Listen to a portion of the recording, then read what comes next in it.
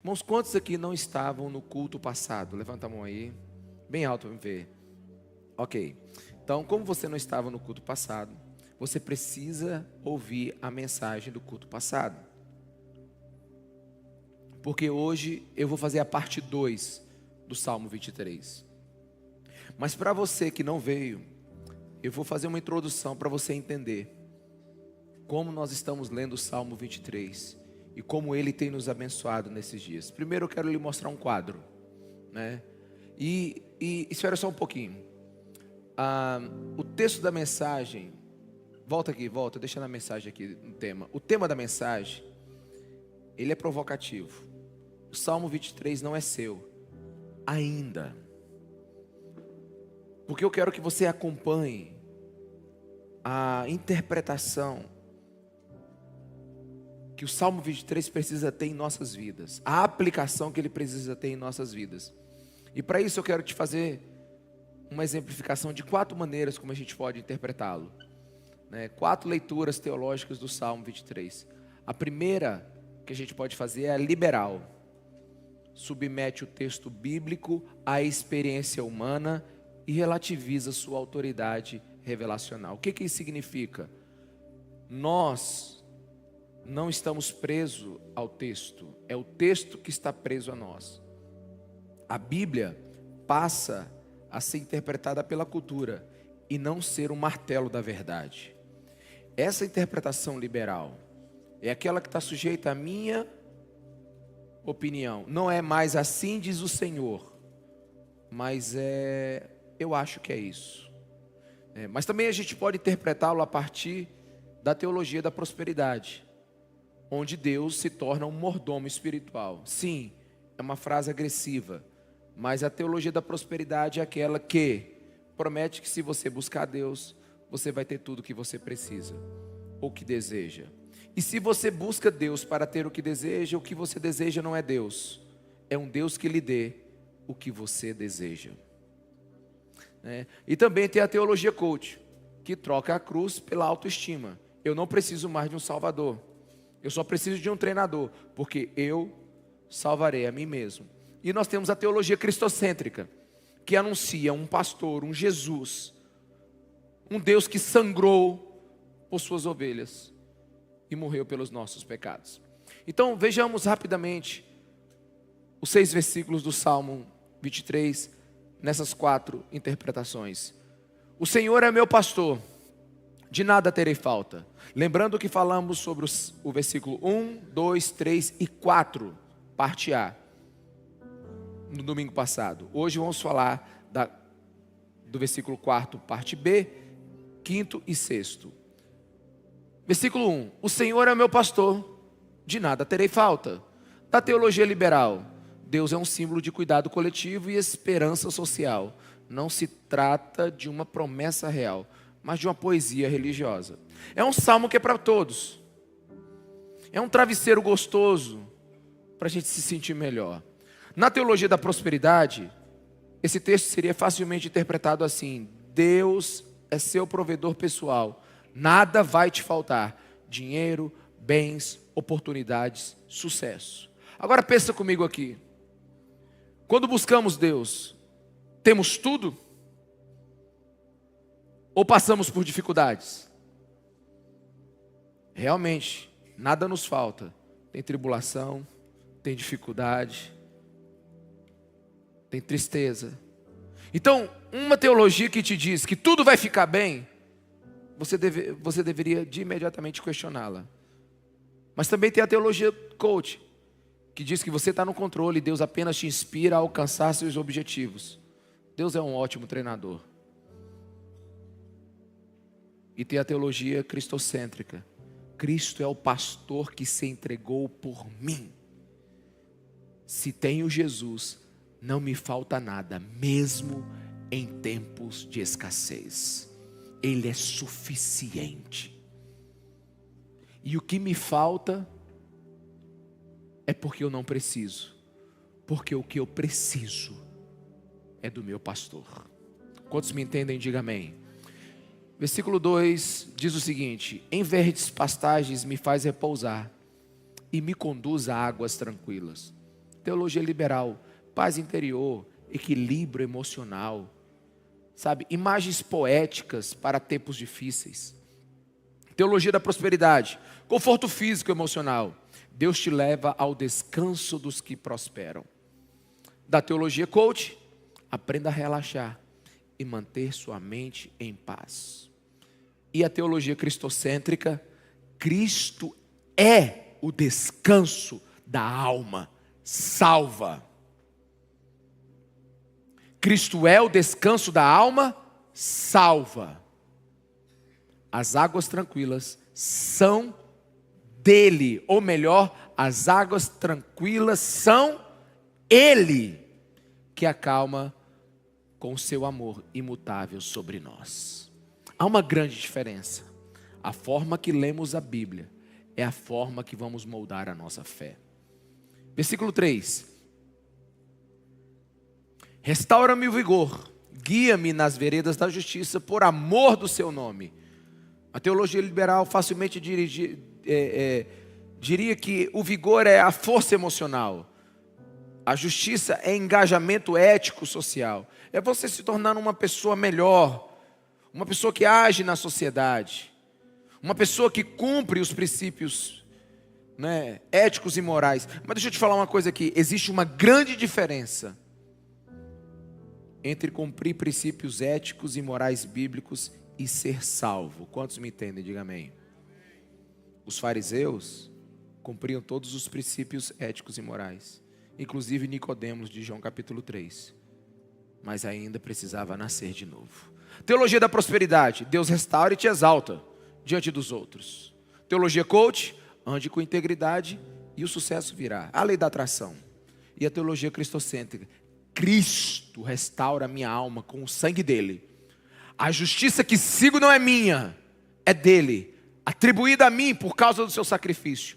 Tudo é para a glória do seu nome. Tudo que ele faz é para ele mesmo. Versículo 4. Mesmo quando eu andar por um vale de trevas e morte, não temerei perigo algum, pois tu estás comigo. A tua vara e o teu cajado me protege. Teologia liberal. O vale é metáfora da dor humana. A vara é a autoridade moral da sociedade. O cajado é símbolo da orientação ética. Deus aqui é força coletiva, que consola através da cultura e da comunidade. Veja bem que através da teologia liberal, a gente pode falar o que quiser porque é o que eu acho, e não o que a Bíblia diz. Mas, por exemplo, na teologia da prosperidade, o vale só existe na sua vida porque você ainda não declarou vitória. Repreende o vale que ele vai embora. A vara é a arma contra seus inimigos, e o cajado é a direção de Deus para seu sucesso e conquista. Inclusive, se nós pregássemos a maioria das nossas mensagens de forma triunfalista, como está aqui na teologia da prosperidade, alguns de vocês possivelmente já estariam dizendo aleluia. Mas como hoje nós vamos pregar de forma cristocêntrica, eu espero que no final dessa mensagem alguns de nós estejamos de joelhos, adorando a Jesus Cristo, o único nome que deve ser adorado. Na teologia coach, o vale é um desafio mental, a vara representa autocontrole, o cajado são suas metas e propósitos, você se protege com foco e positividade, vai dar certo. Teologia cristocêntrica, Cristo desceu ao real vale da morte e o tragou com sua força, com seu caráter, com sua santidade. A vara caiu sobre ele, justiça foi feita, o cajado hoje nos guia com graça. Ambas protegem porque o Cordeiro está vivo e está conosco. Versículo 5. Preparas um banquete para mim à vista dos meus inimigos, tu me honras ungindo a minha cabeça com óleo e fazendo transbordar o meu cálice. Eu tenho certeza que alguns de vocês já ouviram a seguinte interpretação: Deus te coloca na presença dos seus inimigos, e então Ele derrama poder sobre a sua vida, e você decepa a cabeça dos seus inimigos. Irmão, não precisa de unção para matar os nossos inimigos. Quem já sabe disso? A gente já faz isso sozinho. Não precisa ser ungido de Deus para atacar as pessoas. para que os nossos inimigos estejam em nossa frente e a gente humilhe eles. Agora, por que Deus unge você na frente dos seus inimigos? Te enche da presença dele na frente dos seus inimigos? Olha para mim. É para você olhar para os seus inimigos e dizer: estão perdoados.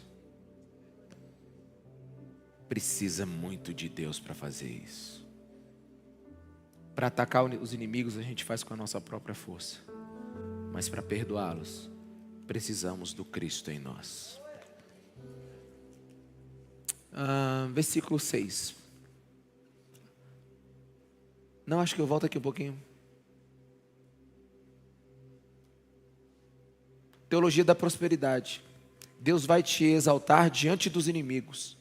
Eles verão sua vitória, riqueza e honra. É aquilo que eu estava falando. Na teologia coach, os inimigos provam que você venceu. Eles veem a sua vitória. Use a crítica como combustível para conquistar mais. Sabe? Quanto mais falarem de mim, mais eu vou aumentar minha frequência. Quem já ouviu isso? Quem já ouviu isso, irmãos? Tenha misericórdia, irmão. Isso não é Bíblia. Teologia cristocêntrica. Cristo preparou a ceia rodeada de traidores. O banquete não é o palco da glória humana, é a mesa de aliança e entrega selada com o sangue de Jesus. E o último versículo. Sei que a bondade e a fidelidade me acompanharão todos os dias da minha vida, e eu voltarei à casa do Senhor enquanto eu viver. A teologia liberal, que é aquela que eu decido o que o texto diz, é o que eu acho. Quem vive eticamente colhe boas experiências. A fidelidade aqui é humana e não divina. A teologia da prosperidade, bondade e fidelidade são as recompensas da fé. Se eu depositei em Deus, Ele tem que me pagar de volta. A casa do Senhor é viver abençoado, com estabilidade e prosperidade na minha vida. A teologia do coach. Você viverá de forma tão marcante que será lembrado para sempre, que é o quê? O seu legado. Mas a teologia cristocêntrica diz: a graça me perseguirá até a cruz. Voltarei à casa do Senhor, que é o próprio Cristo. A eternidade com Ele foi comprada com seu sangue. É muito diferente. A forma como interpretamos a Bíblia é a forma como vamos moldar a nossa fé. Então a minha pergunta é se o Salmo 23 é seu. E ele só será seu se você encontrar Cristo nele. E deixa eu te falar uma coisa: se Deus não te der, você não vai ter. E a minha oração agora é que nesses próximos minutos a graça de Deus venha nesse lugar e você tenha uma experiência com um bom pastor. E que esse salmo, que não é seu, se torne até o final do culto, em nome de Jesus. E se já é seu, que você possa junto comigo adorar a Jesus na beleza da sua santidade. Então não basta conhecer o salmo do pastor, precisamos conhecer o pastor do salmo. É possível citar o salmo de cor e ainda não ser ovelha desse pastor. Repito, é possível citá-lo de cor e ainda viver como quem não tem pastor. O salmo se torna verdade quando Cristo é encontrado nele, vivo, presente, reinando. Se Cristo não apareceu, o salmo foi lido em vão. Esse salmo, ele é pessoal. Ele não é um símbolo de conforto universal. Ele não é um guia de qualquer um. Ele não é uma metáfora de conforto para todos que ouvem. Esse é o salmo das ovelhas que tem pastor. Quantos me entendem? Diga amém. Ler sem enxergar o nosso pastor Jesus Cristo é entrar no vale sozinho. Se você leu e não se prostrou, é porque você não viu o Cristo que te salvou. Esse salmo inclusive nos leva para veredas de justiça, caminhos que nós não iríamos. As veredas de justiça são os caminhos da vontade de Deus, é a porta estreita, é o caminho estreito. É a vontade soberana de Jesus sobre nossas vidas. E não são caminhos fáceis, mas são caminhos que santificam. E deixa eu te falar, a vereda não é uma estrada larga, não é uma highway. A vereda é um caminho estreito que não cabe o nosso ego inteiro. Alguém aqui, meus irmãos, que precisa ser quebrado. Alguns de nós somos grandes demais para entrar nas veredas. E alguns de nós somos rebeldes demais para ser ovelhas. E esse salmo é o salmo do pastor. Yahvé, o Senhor, é o meu pastor. Eu tenho o Senhor. Eu sou ovelha de um pastor. E aqui não há lugar para coração endurecido. Aqui é lugar para seguir o pastor e a sua voz, mesmo sem entender. Quantos estão entendendo? Diga amém. Não é mapa de consolo. É mão que nos guia, é voz que nos dirige. Neste salmo, a gente inclusive passa pelo vale da sombra da morte. E é lá, geralmente nesses lugares, que o verdadeiro amor nasce, que o verdadeiro Salvador é visto e a luz de Cristo brilha como em poucas vezes. O salmo ensina que primeiro, antes do pastor consolar, ele quer conduzir. Vou repetir. O salmo ensina que antes do pastor quiser te consolar, ele quer te conduzir. Antes dele te levar para pastos verdejantes, você precisa ouvir a sua voz. Quantos estão aqui, meus irmãos? Um dos textos mais conhecidos da palavra de Deus, que está lá em João 14, versículo 6, é: eu sou o quê? Jesus diz que ele é o quê? O caminho, a verdade e a vida. Você já se perguntou por que que é desta maneira? Por que que está escrito desta maneira? Meus irmãos, isso aqui é palavra de Deus. Isso aqui é livro escrito por Deus. Isso aqui é inspiração do Espírito Santo. Não há um erro sequer nesse livro. Ele foi dado do céu para a terra. Esse livro é extraterrestre. Ele veio de outro lugar. Você já se perguntou por que que primeiro Jesus é caminho, depois ele é verdade e depois ele é vida? Deus nos fez com bilhões de neurônios. Você nunca pensou por que que um versículo está após o outro? Você nunca analisou por que que um texto está após o outro? Por que que toda a narrativa bíblica foi escrita dessa maneira? Você nunca pensou sobre isso? Pois é, o pastor, antes de nos consolar, ele quer nos conduzir. Por que que não é verdade, caminho e vida?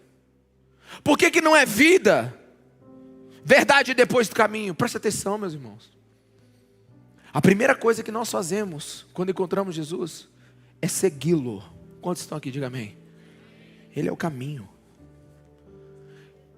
E muitos aqui vão testemunhar agora.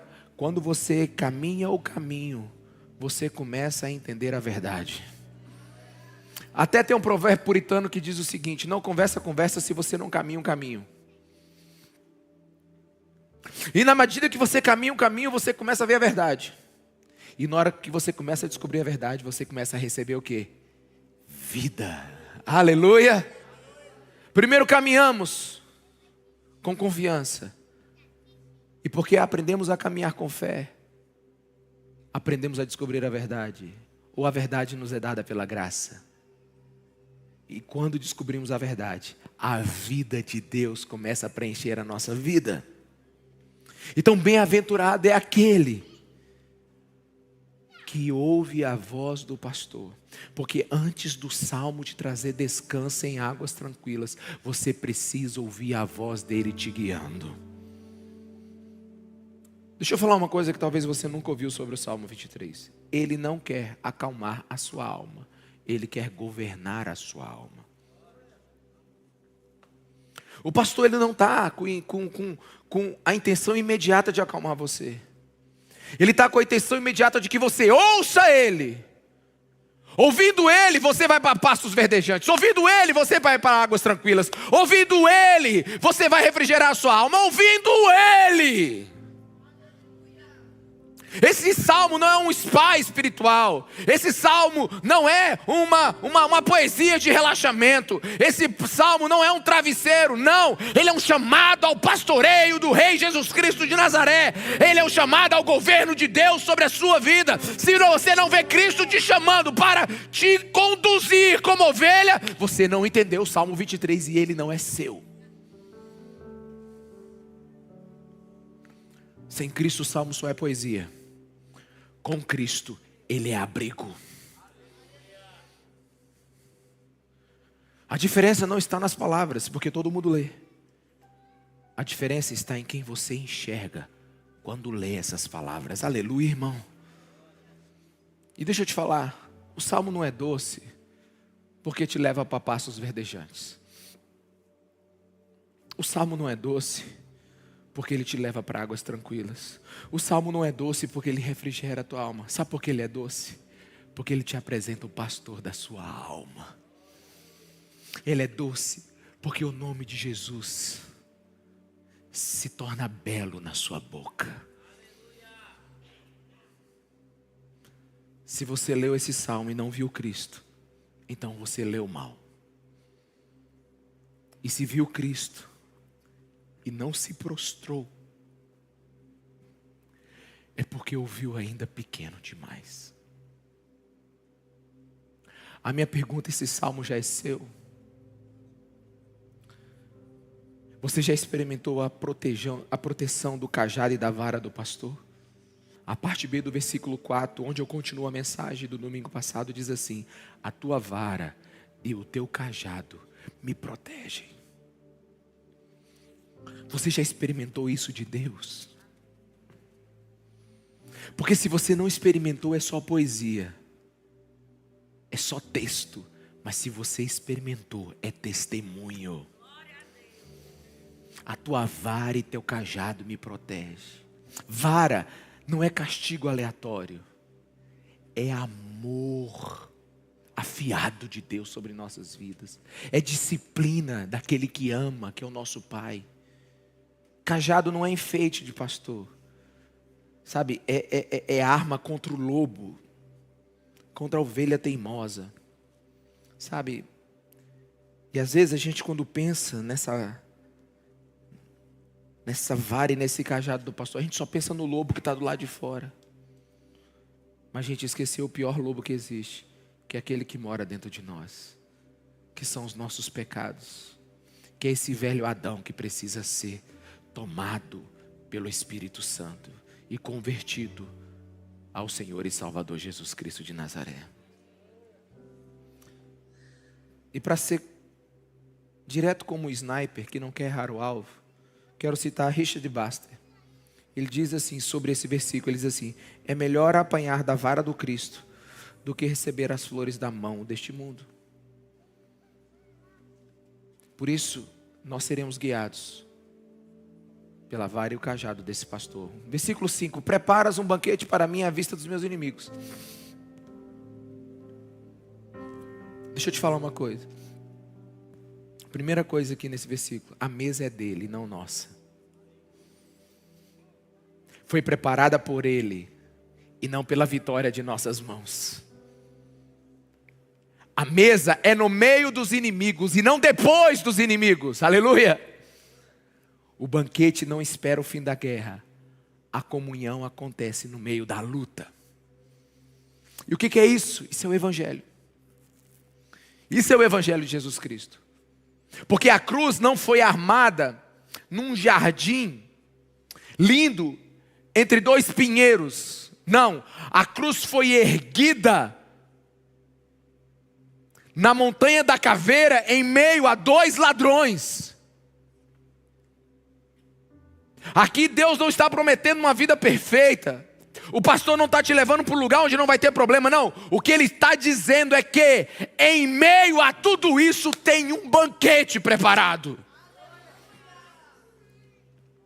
Sabe, mas me ajude aqui com a questão.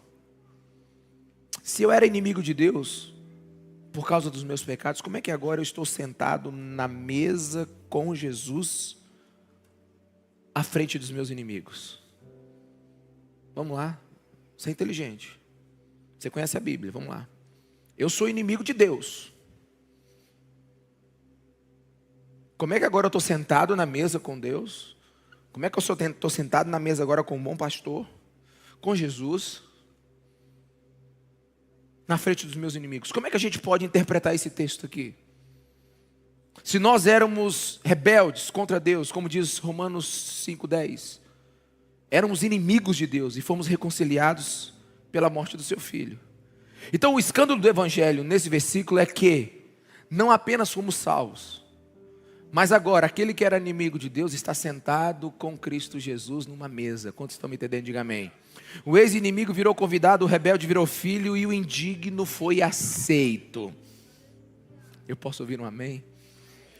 Então agora eu não sou mais inimigo, eu estou sentado com Jesus. E agora quem são os meus inimigos? Os meus inimigos são os meus antigos amigos.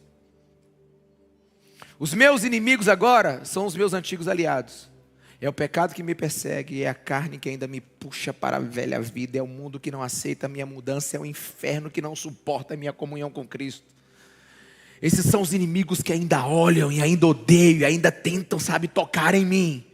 Mas eles não sentam na mesa. Por que eles não sentam na mesa? Porque a mesa não é protegida por mim, ela é protegida pelo sangue do Cordeiro.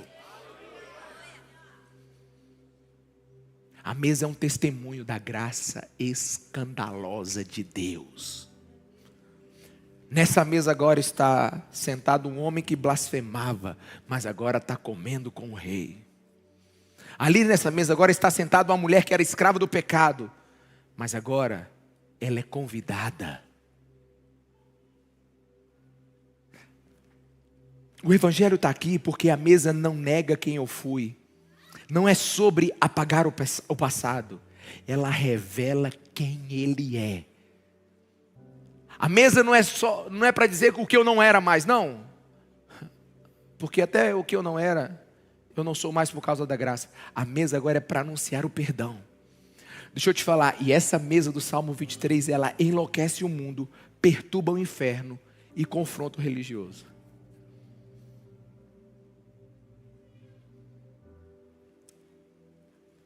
O mundo se ofende com a mesa do Salmo 23, sabia? Porque o mundo valoriza a autonomia, a autodefinição.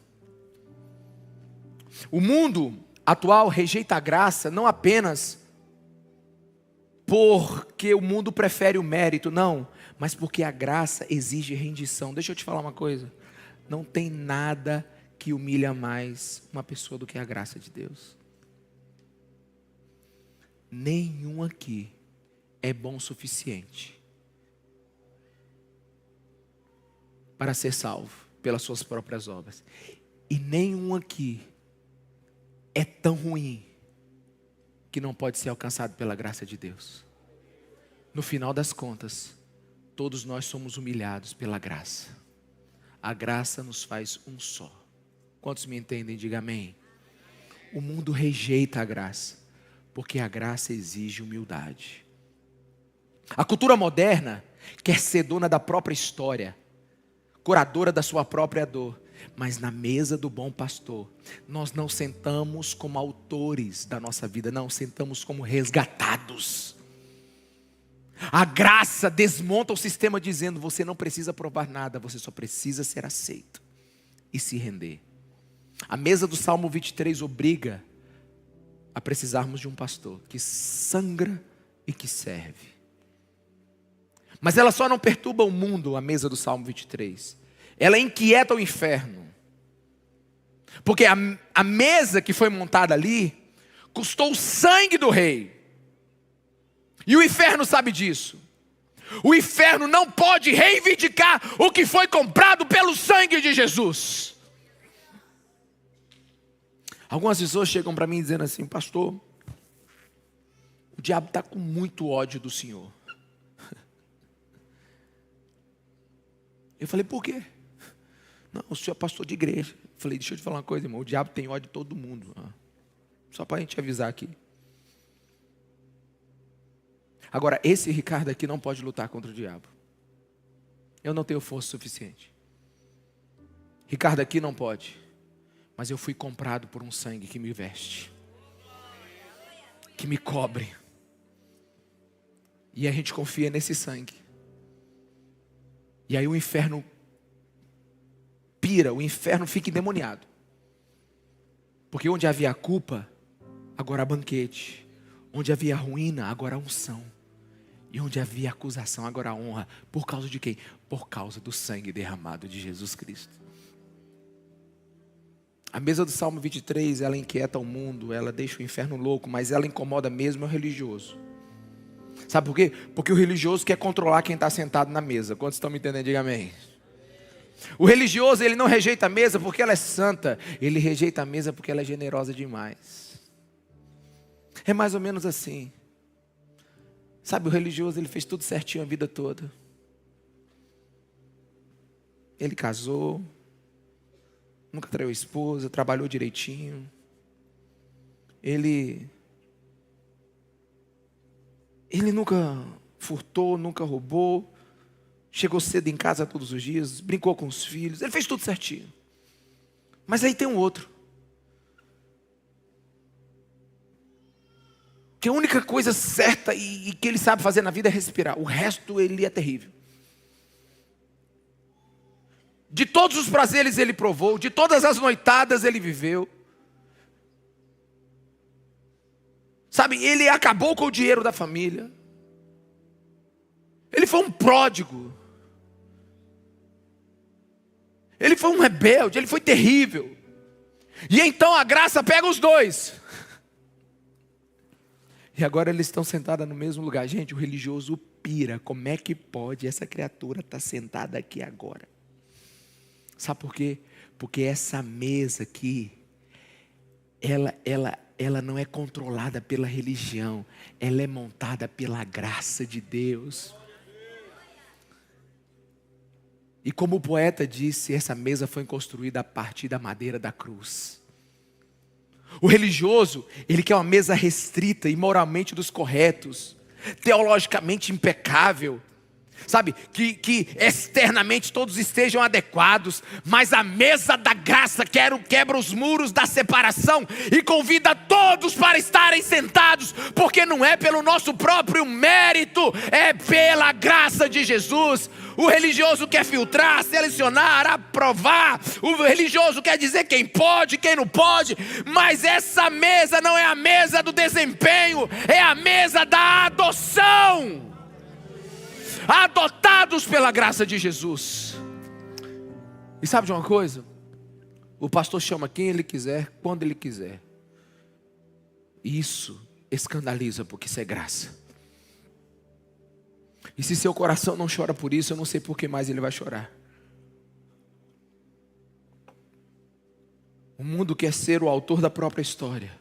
A graça nos insere na história, na narrativa do Cordeiro.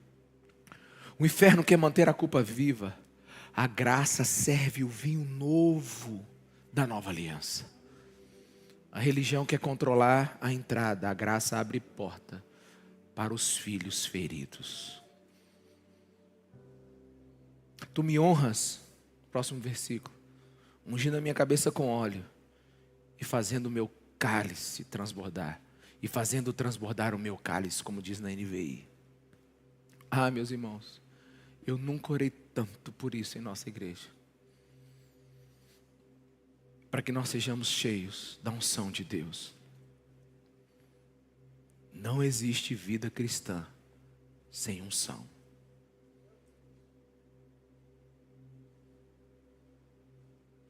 Sabe por quê? A gente sabe quando alguém está transbordando de Deus. Vamos lá, tem um amém, um aleluia aqui. A gente sabe quando alguém está transbordando de Deus. A gente sabe quando alguém está cheio de Deus. A gente sabe quando alguém está vazando de unção. A gente sabe. Sabe, tem pessoas que você conversa e você pergunta o que ela tem. Tem pessoas que você conversa e você pergunta assim, o que essa pessoa tem? Sabe, A unção verdadeira de Deus, ela não fica apenas em você, ela toca nas pessoas. E sabe, eu estou orando, e isso tem acontecido aqui no meio de nós.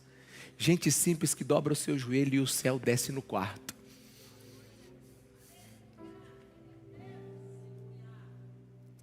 Sabe, é o líder que não sabe falar direito, não sabe falar bonito. Sabe aquele lá da igreja nas casas? Mas ele carrega o fogo da presença e muda o ambiente quando ele abre a sua boca com palavras simples. Sabe, só aqueles irmãos que acham que não são pregadores, mas eles estão enganados, porque eles estão tão cheios do Espírito Santo que quando eles falam geram fé e o desespero de quem ouve se vai.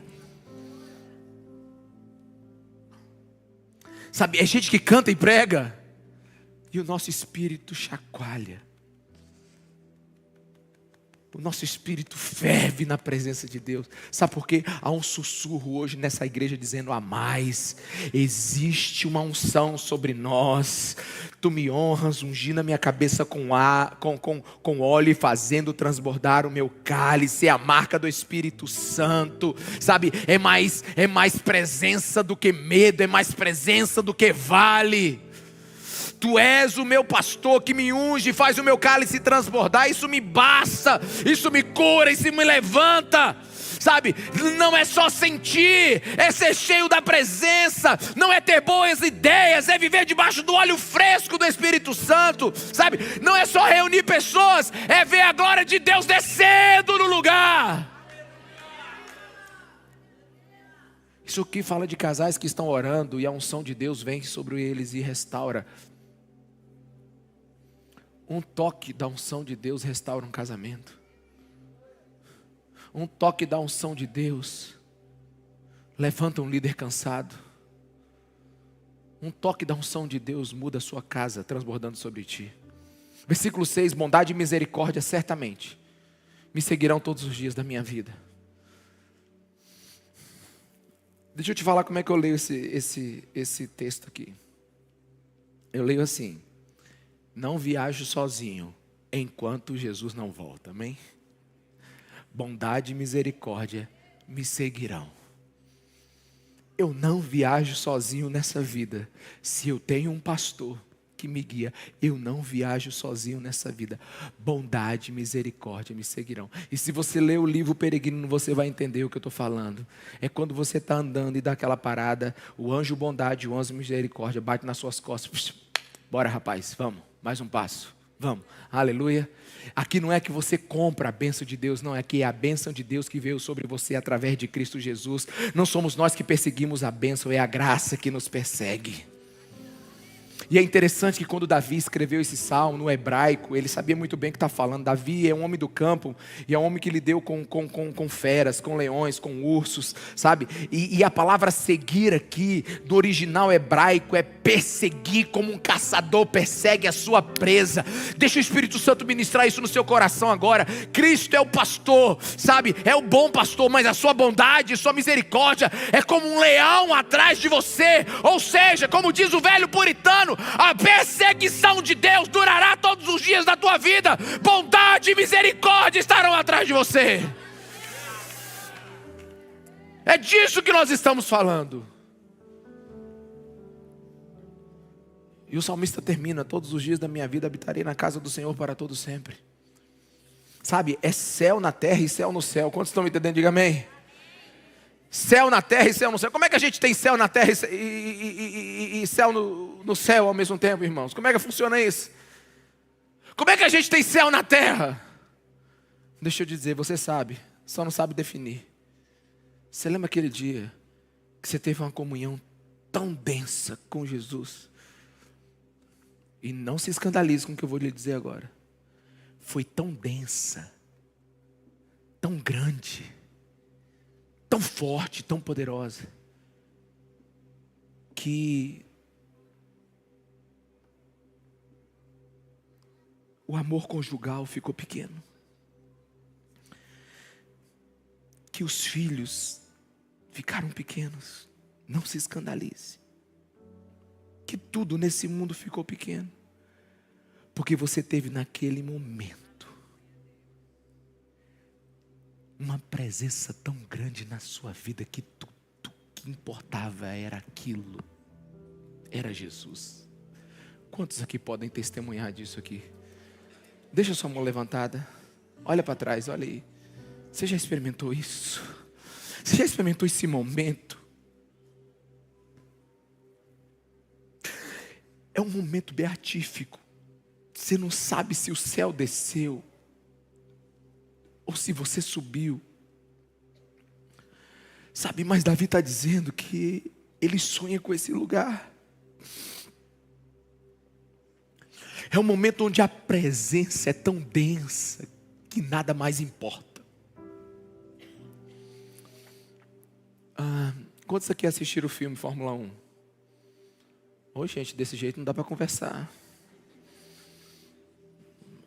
O pastor de vocês gosta de assistir filme, a gente tem que assistir o filme para a gente conversar.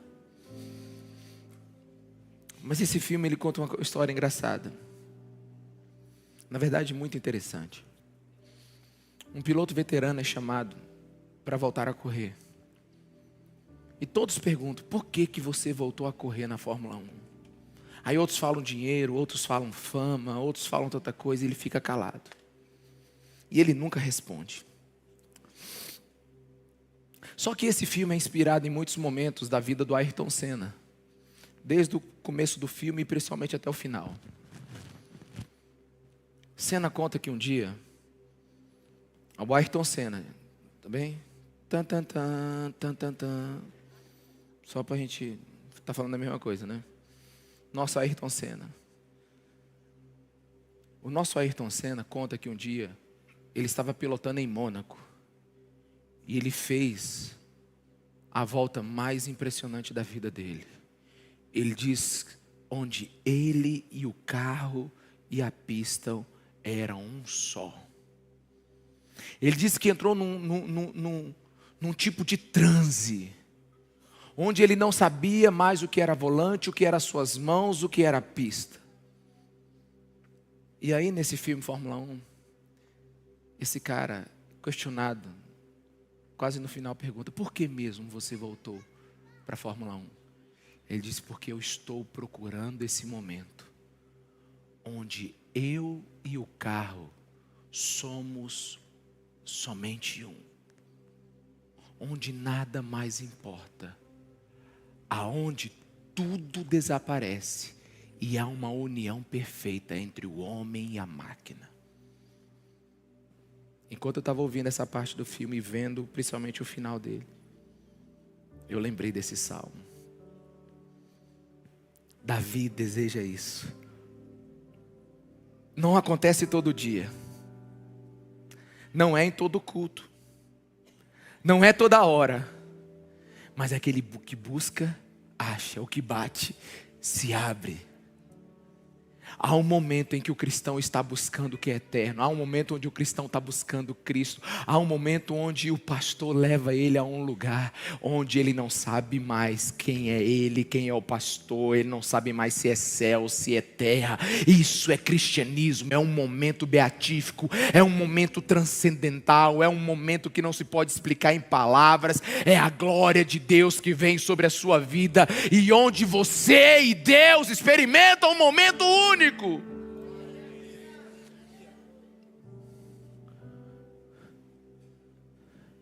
Porque se você não lê o salmo desse jeito, esse salmo não é seu.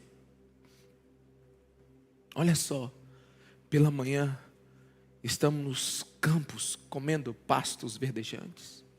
Ao meio-dia estamos nas águas tranquilas. À tarde estamos passando pelas veredas da justiça. À noite tem o vale da sombra da morte, mas um dia tem a casa eterna da glória.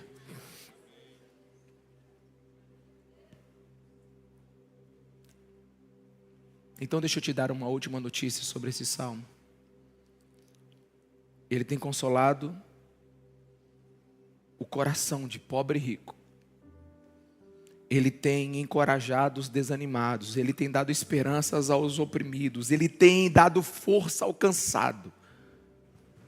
Ele tem derramado bálsamo ao coração do pobre, da viúva, do órfão, do necessitado. Ele tem iluminado prisões, hospitais e hospícios.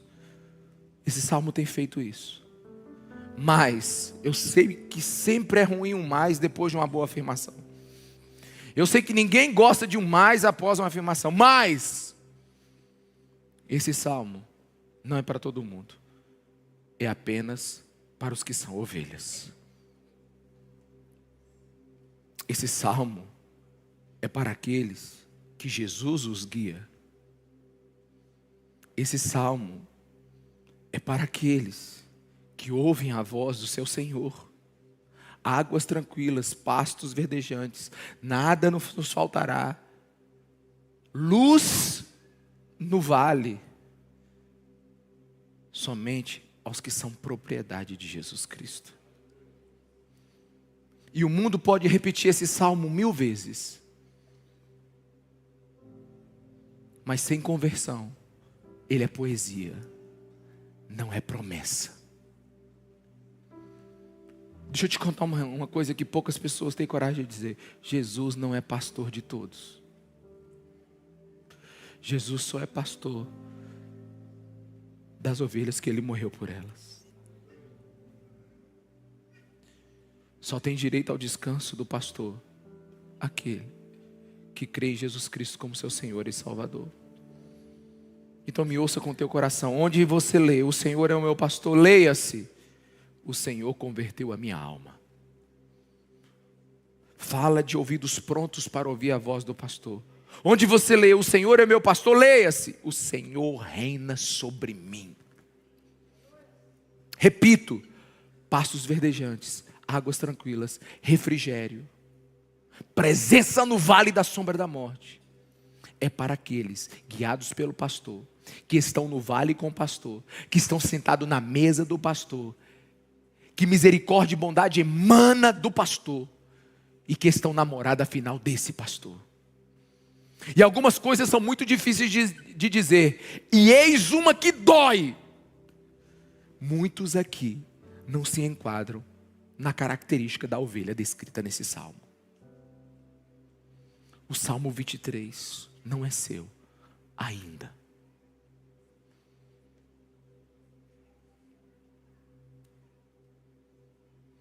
O Salmo 23 é palavra de Deus. Tudo que está escrito nele vai acontecer. Mas vai acontecer na vida da ovelha. E não de qualquer um. Eu não tenho dúvida do que eu vou dizer agora, meus irmãos. Jesus é 1000 vezes mais disposto a ser pastor do que a gente em ser ovelha.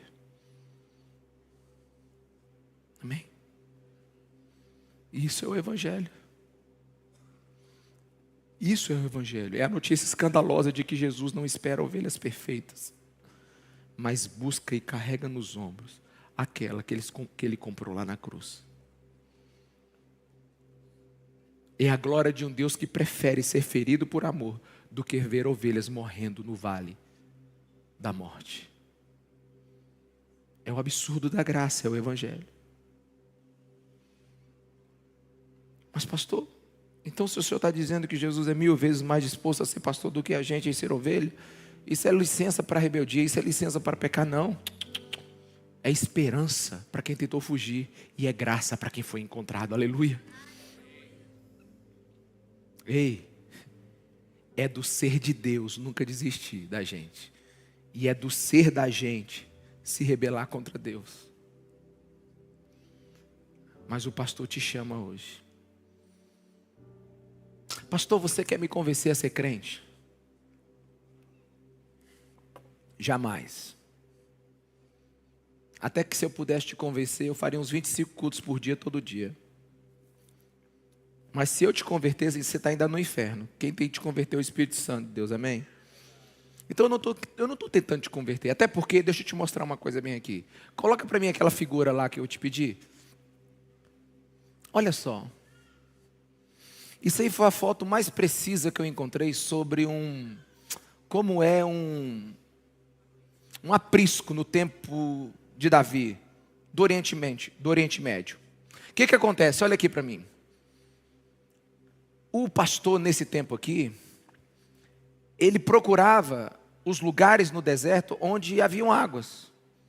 E as águas, elas, ora estavam no lugar, ora elas estavam em outro. Elas minavam num lugar, horas elas minavam em outro. Tinha pastos num lugar, tinha pasto em outro. Então o que acontecia? Deixa eu te mostrar aqui. Olha aqui a minha mão. Olha onde o pastor ficava. Olha aqui, ó. Onde ele está? Ele está onde? Bem na porta. Por quê? Porque Jesus é a porta por onde passam as ovelhas. Agora, você viu a altura desse aprisco? Já viu? Já viu a altura? Dá para sair dele rapidinho. Deixa eu te explicar uma coisa aqui, para você entender logo. Quem é bode, não fica dentro do aprisco. E quem é ovelha não quer sair. Sabe por quê? Porque a ovelha sabe e está convertida ao pastor. Amém? Não tem porta, só tem o pastor. Deixa eu te explicar uma coisa sobre o evangelho. Quem não é convertido tenta ficar na igreja, mas pula do aprisco. Agora, quem é convertido tenta até pular, mas não consegue sair. Sabe, o não convertido, ele tenta ser crente, mas não consegue. E o crente de verdade não presta mais para ficar no mundo. Você está entendendo? Aí, ó, um aleluia aqui, outro ali, você está entendendo? Sabe, vou desviar essa semana. O crente, vou desviar. Cansei da igreja, vou desviar. Mas é salvo em Jesus Cristo. Não consegue, irmão. Ele sobe, volta lá na figura para mim. Ele até sobe, porque o aprisco é bem baixinho. Ele até sobe.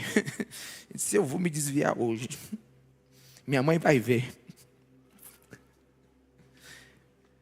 Mas ele não consegue. Ninguém quer te convencer a ficar dentro desse aprisco. Se Jesus não te converter a ser ovelha, você nunca vai tê-lo como pastor. O salmo é lindo, mas não é universal. Ele é específico e é exclusivo. Ele é uma herança para os salvos. E os salvos são ovelhas. Mas aqui está a boa notícia. O pastor está ali na porta, esperando você voltar.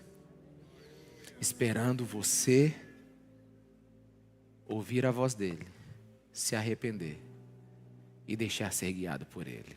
Amém? Você pode ficar em pé para a gente orar? Sabe, deixa eu te falar uma coisa bem aqui agora. Não é porque eu sei, mas é porque eu tenho fé.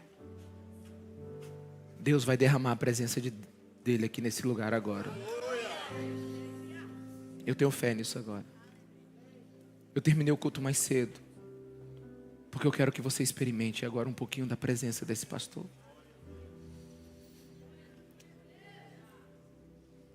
Nesses minutos que você me ouviu, algo tocou o seu coração. Algo a graça colocou no seu coração. Algo foi falado ao seu coração. Por isso agora eu quero que você só fale com Jesus. Eu notei que nós temos, talvez aqui até uma centena de visitantes hoje. Eu fiquei assim, abismado com a quantidade de visitantes que nós tivemos aqui. Mas você que nos visitou, e é a primeira vez que você está vindo aqui, deixa eu te falar. Só abra o teu coração, baixa teus muros e deixa o Espírito Santo de Deus tocar você. Talvez você já é de outra igreja e veio nos visitar, não importa. Talvez você já é daqui, eu só quero te dizer, deixa o Espírito Santo de Deus tocar você agora. Deixa a presença do Eterno vir sobre a sua vida agora.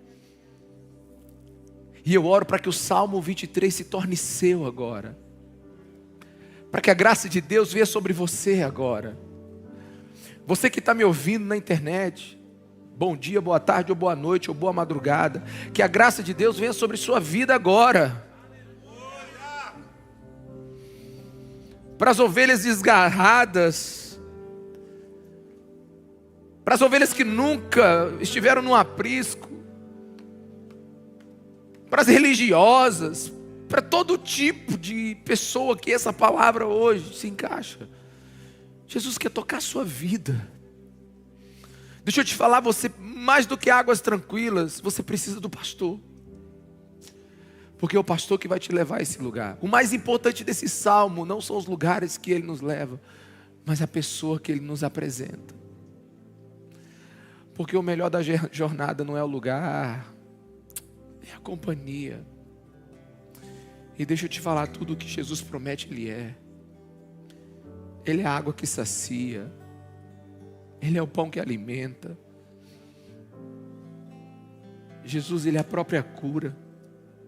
Ele é tudo que você precisa.